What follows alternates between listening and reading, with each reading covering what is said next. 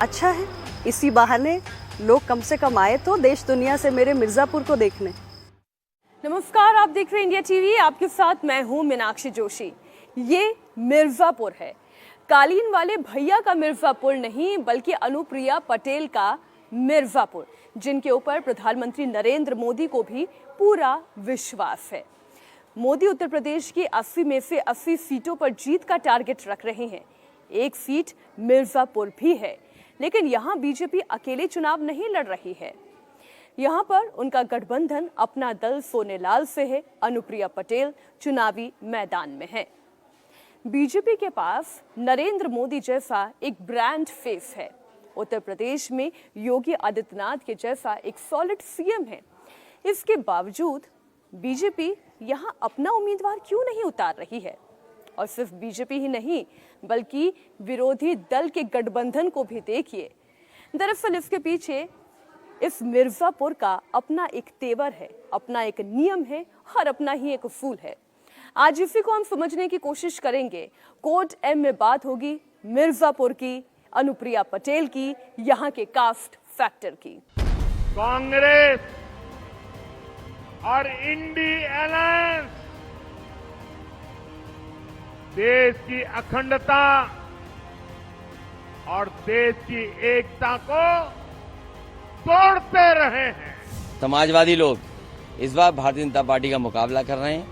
PDA BJP को हराएगा। India गठबंधन की सरकार बनने जा रही है। ये पीडीए परिवार से घबराए हुए हैं। कमरे में दलित कितने हैं? देखिए, ये मजा देखिए। इस कमरे में ओबीसी कितने हैं? हाथ उठा के दिखा दीजिए, देखिए मजा। इंशाअल्लाह ताला ये जो पीडीएम बना है सामाजिक न्याय के बारे में, उसको हम उसके साथ रहेंगे मायम पार्टी, और हम लोग उसको आगे लेकर जाएंगे। उत्तर प्रदेश में अपना दल पहली ऐसी पार्टी है जिसने साल 2014 में मोदी के चेहरे पर बीजेपी के साथ गठबंधन किया था। लेकिन साल 2009 लोकसभा चुनाव तक उत्तर प्रदेश की पॉलिटिक्स ऐसी नहीं थी। समाजवादी पार्टी सबसे बड़ी पार्टी थी। 10 सीटों के साथ बीजेपी चौथे नंबर की पार्टी थी। लेकिन पार्टी जाति के नाम पर जीत भी रही थी और जाति के नाम पर वोट कमा भी रही थी। 2009 में मिर्जापुर ने इस कास्ट समीकरण को बिल्कुल बदल कर रख दिया। 2014 तक आते आते उत्तर प्रदेश की राजनीति में भी 360 डिग्री परिवर्तन आया। अगर उत्तर प्रदेश की कास्ट फैक्टर को समझना है तो इसके लिए सबसे बेस्ट एग्जाम्पल मिर्जापुर ही है। मोदी की काशी से लगी हुई है लोकसभा सीट मिर्जापुर।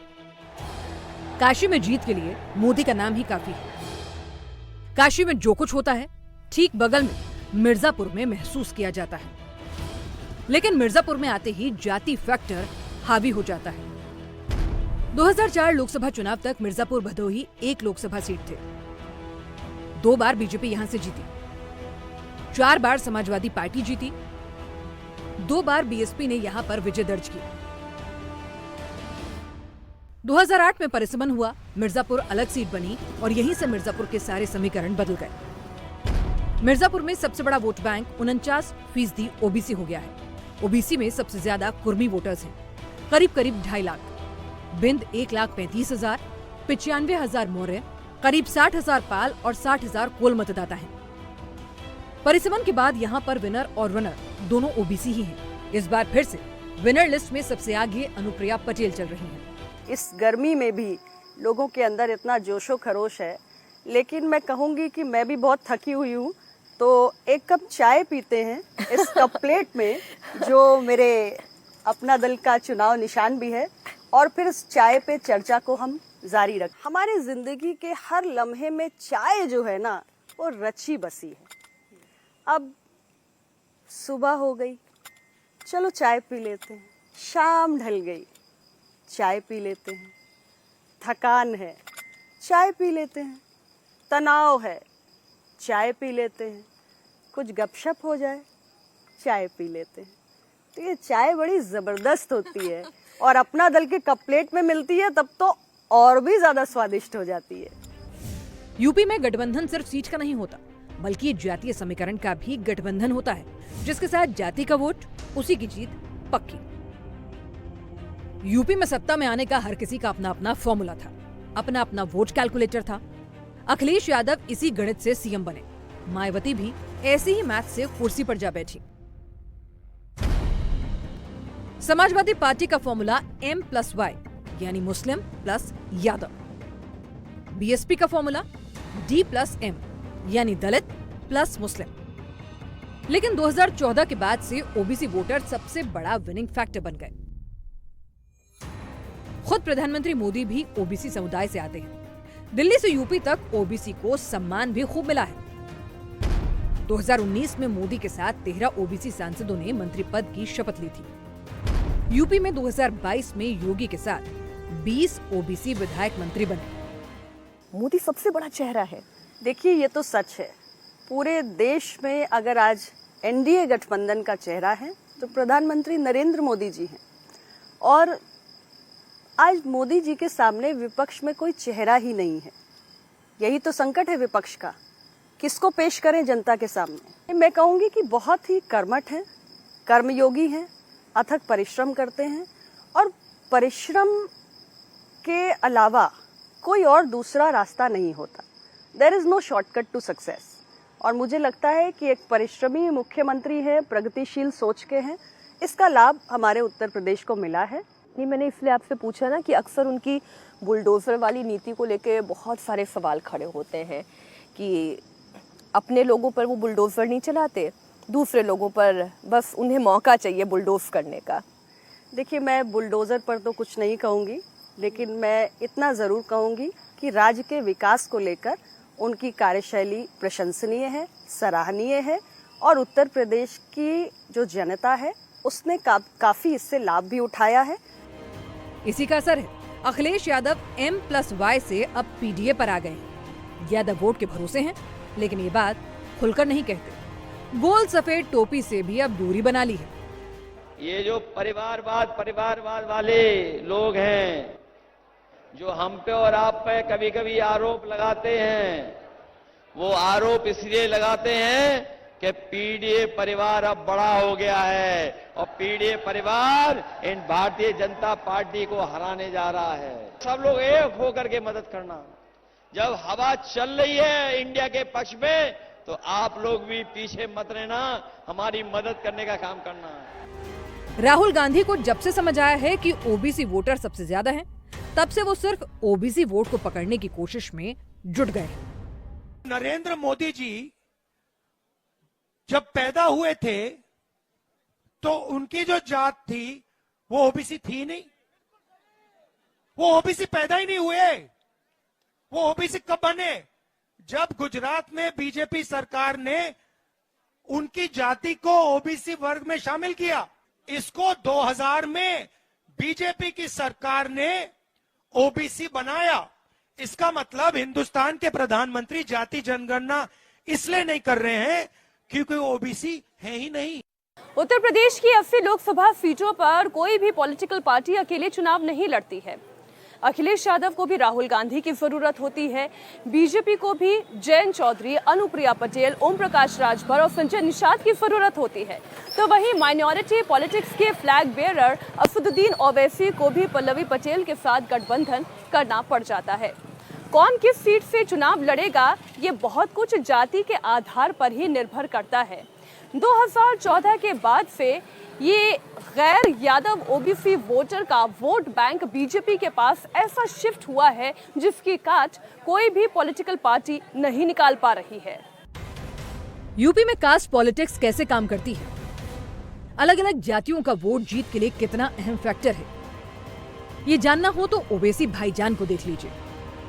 सिर्फ मुसलमानों की राजनीति करने वाले हैदराबादी भाईजान ओवैसी को भी यूपी में कास्ट पॉलिटिक्स में ही उतरना पड़ रहा है।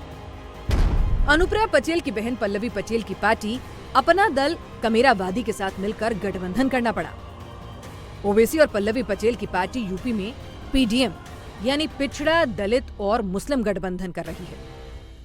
ये वही ओबीसी हैं जो जय भीम जय मीम वाला नारा लगाते थे, हिंदू वोट को तोड़ने के लिए दलित को साथ जोड़ते थे। ओबीसी वोट पर इनका इतना ध्यान था ही नहीं। लेकिन अब ओवैसी एम के साथ पी को भी जोड़ने पर मजबूर हो गए। पॉलिटिकल पार्टी कॉम्बिनेशन करती है। हमारी कोशिश यही है कि उत्तर प्रदेश में हम पीडीएम का हिस्सा हैं। हमारी बहन पल्लवी पटेल के कैंडिडेट्स हैं, हम उनकी कैंपेनिंग के लिए आए हैं, उनके जिताने के लिए हम कोशिश करेंगे।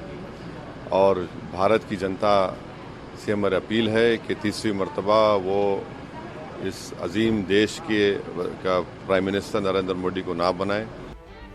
2014 और 2019 के चुनाव में ओबीसी का वोट बीजेपी की ओर शिफ्ट हुआ। देश की आबादी में ओबीसी 42 से 52% है। इनका वोट जिसके खाते में जाएगा, जीत उससे ज्यादा दूर नहीं हो सकती।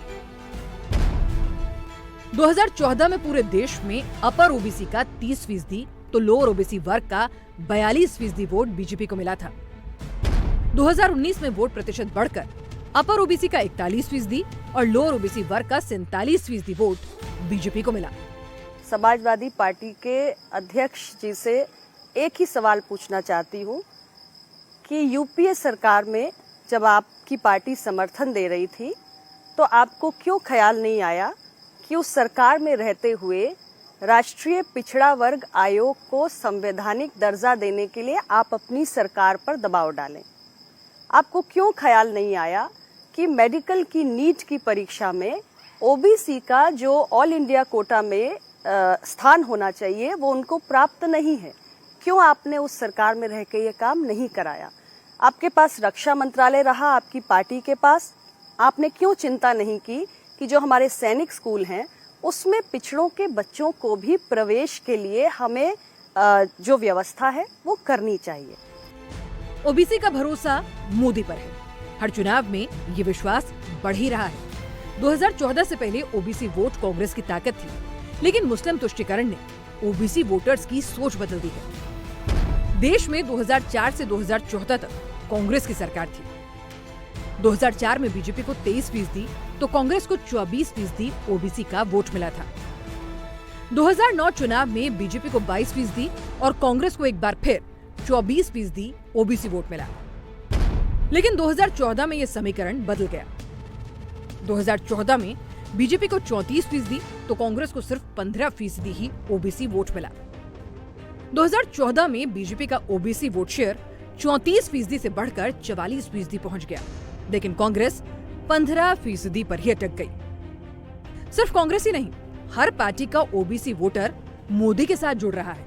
यूपी में अब जिन सीटों पर चुनाव होना है वहां पर ओबीसी वोट बैंक बेहद महत्वपूर्ण है। हिंदुस्तान के 15 प्रधानमंत्रियों में से 6 उत्तर प्रदेश से ही आते हैं। इनमें से 9 प्रधानमंत्री उत्तर प्रदेश की अलग अलग सीटों से प्रतिनिधित्व करते हैं। देश के मौजूदा प्रधानमंत्री नरेंद्र मोदी वाराणसी से तीसरी बार चुनाव लड़ने जा रहे हैं, तो वहीं प्रधानमंत्री बनने का ख्वाब देखने वाले राहुल गांधी भी रायबरेली से इस चुनावी रण में हैं। कहा जाता है दिल्ली तक पहुंचने का ख्वाब उत्तर प्रदेश की इन 80 सीटों से ही होकर गुजरता है और इसलिए ये 80 सीटें लोकसभा चुनाव में सबसे बड़ा गेम चेंजर साबित होती हैं। और इसलिए राहुल गांधी हैं, अखिलेश यादव हैं, एक साथ एक नए एक्सपेरिमेंट के लिए आगे बढ़ रहे हैं। ये एक्सपेरिमेंट है जाति आधारित जनगणना का। क्या वाकई में राहुल गांधी और अखिलेश यादव इसमें कामयाब हो गए हैं? क्या वोटर्स जाति के नाम पर टूट चुका है और मुस्लिम वोट बैंक ने इंडिया अलायंस को आगे बढ़ा दिया है? यूपी की 41 सीटों पर वोटिंग बाकी है। 20 मई को लखनऊ, अमेठी, रायबरेली, जालौन, झांसी, हमीरपुर, बांदा, फतेहपुर, कौशाम्बी, बाराबंकी, केसरगंज, फैजाबाद और गोंडा में वोटिंग है। वैसे तो हर सीट जरूरी होती है, लेकिन इस लिस्ट में रायबरेली ऐसी सीट है जो सबसे हॉट है। अमेठी को छोड़कर राहुल गांधी रायबरेली में आए हैं, पीएम पद के उम्मीदवार हैं। रायबरेली में 23% ओबीसी वोटर्स हैं। ओबीसी वोटर्स ना बटें इसलिए अखिलेश रायबरेली में प्रत्याशी नहीं उतारते हैं, मगर मायावती ने इस बार ओबीसी उम्मीदवार को उतारा है। रायबरेली में जीत हार के बीच ओबीसी वोटर्स अब अहम हो गए हैं। यूपी में ओबीसी वोटर्स के लिए कांग्रेस ने सपा से हाथ मिलाया है, लेकिन इस गठबंधन की लाइफलाइन 4 जून है। 4 जून के बाद मोदी सरकार तो बनेगी ही बनेगी। देश की जनता मोदी सरकार तो बनाएगी, लेकिन इतना भर नहीं, और भी बहुत कुछ होने वाला है। क्या होगा मैं बताऊं? 4 जून के बाद मोदी सरकार बनेगी तो आपको पता है, और भी बहुत कुछ होगा। बताओ क्या होगा? बताओ। ये इंडी गठबंधन टूट करके बिखर जाएगा, खटाखट खटाखट। मोदी को यकीन है 4 जून को गठबंधन में सब अलग अलग हो जाएंगे, जबकि ओबीसी वोटर 1989 से ही कांग्रेस से अलग होने लगे थे और यूपी में क्षेत्रीय पार्टियों का वर्चस्व बढ़ने लगा। ये अब कांग्रेस को समझ में आ गया है, इसीलिए ओबीसी वोटर्स को वापस लेने की कोशिश जारी है। राहुल गांधी जातिगत जनगणना की मांग कर रहे हैं। कांग्रेस महिला आरक्षण बिल में ओबीसी कोटे की मांग कर रही है। ओबीसी आरक्षण को 50% तक बढ़ाने की दलील दे रही है। यूपी में अब जिन सीटों पर चुनाव होने वाला है, वहां पर ओबीसी सबसे बड़ा फैक्टर है। अवध और पूर्वांचल में राजभर, कुर्मी, मौर्य, निषाद, साहू, प्रजापति, कुशवाहा, गोले, ठाकुर और नोनिया जैसी गैर यादव ओबीसी जातियां काफी संख्या में हैं। ये किसी भी पार्टी को जिता सकती हैं, हरा सकती हैं। गोरखपुर, देवरिया, बलिया, मऊ, गाजीपुर, चंदौली, मिर्जापुर, भदोही, कौशाम्बी, प्रयागराज और प्रतापगढ़ से लेकर बस्ती, सिद्धार्थनगर, आजमगढ़, जौनपुर, वाराणसी और मोहनलाल लोकसभा सीट पर इनका दबदबा है। समाजवादी पार्टी ने ओबीसी वोट में पहले यादव को रखा, फिर दूसरों के बारे में सोचा। अब पार्टी की राजनीति पूरी तरह से यादव परिवार सेंट्रिक हो चुकी है। नतीजा, यादव वोटर्स भी बंटने लगे और गैर यादव ओबीसी जाति सपा से दूर होती चली गई। 2019 में यूपी में 5% यादवों ने कांग्रेस को वोट दिया था, जबकि बीजेपी को 23%, एसपी बीएसपी को 60% और अन्य को 12% यादवों ने वोट दिया, जबकि कुर्मी और कोयरी समुदाय के लोगों का 5% वोट कांग्रेस को मिला था। बीजेपी को 60%, एसपी बीएसपी गठबंधन को 14% और अन्य को 1% वोट मिला। वहीं अन्य ओबीसी जातियों का सिर्फ 5% वोट ही कांग्रेस अपने पाले में कर पाई थी, जबकि 72% वोट बीजेपी को, 18% वोट एसपी बीएसपी को और अन्य को 5% वोट मिला। 4 चरणों में भारतीय जनता पार्टी चारों खाने चित हो चुकी है और उनके आंसुओं की नदी उफान में है। भारतीय जनता पार्टी जो 400 पार का नारा दे रहे थे, अब समझ में आया है 4 चरणों के बाद, वो बात तो ठीक है कि आरक्षण पे सबसे पहले हमला करेंगे, लेकिन 400 पार नारा इसीलिए दे रहे हैं कि 543 में 400 के बाद वो सीटें देख रहे हैं, तो वो केवल 143 बन रही हैं। यूपी में ओबीसी वोटर्स एक मुश्त बीजेपी के साथ खड़ा है। इसकी वजह सिर्फ नरेंद्र मोदी नहीं है, बल्कि राम मंदिर एक बड़ा फैक्टर है। मिर्जापुर से अयोध्या की दूरी 260 किलोमीटर की है, लेकिन राम के नाम की लहर यहाँ पर भी महसूस की जा सकती है। उत्तर प्रदेश में चाहे कांग्रेस हो, सपा हो या बसपा हो, इन तीनों की जीत जाति पर ही निर्भर करती है। जितना हिंदू वोट जात के नाम पर विभाजित होगा, उतना ही सपा बसपा का ग्राफ ऊपर जाएगा और बीजेपी का ग्राफ डाउन होगा। लेकिन जब बात राम के नाम की होती है, अयोध्या में बने हुए राम मंदिर की होती है, तो उत्तर प्रदेश के किसी भी कोने से आने वाला हर हिंदू पहले राम के नाम का होता है और फिर जातियों का बंधन यहाँ टूट जाता है। और यही मोदी विरोधियों का सबसे बड़ा डर भी है। 22 जनवरी को राम मंदिर में प्राण प्रतिष्ठा हुई थी। मार्च तक 1 करोड़ भक्त दर्शन करने अयोध्या जा चुके हैं। साल के अंत में आंकड़ा करीब 9 करोड़ को पार कर जाएगा। जो राम मंदिर जाता है वो जाति से ऊपर उठकर सनातनी बन जाता है। लेकिन न तो अखिलेश यादव, न राहुल गांधी, न यादव परिवार से कोई, न गांधी परिवार से कोई अब तक राम मंदिर गया है। बीजेपी ने इसको मुद्दा बनाया है और इसका असर ओबीसी वोटर्स में खासा पड़ा भी है। आज मिर्जापुर से आपने उत्तर प्रदेश की पूरी कास्ट पॉलिटिक्स समझी। उत्तर प्रदेश के इसी जाति के फैक्टर ने बड़े बड़े नेताओं को बनाया भी, सरकारों को बनाया भी और गिराया भी। आज की तारीख में जाति की राजनीति से ऊपर उठकर अगर जनता हिंदुत्व को चुन रही है, तो इसके पीछे कारण क्या है वो भी आपने देखा कोर्ट एम में। आज बस इतना ही। कल फिर होगी आपसे मुलाकात एक नए शहर में कुछ नई और जानकारियों के साथ। तब तक के लिए आप देखते रहिए सिर्फ इंडिया टीवी।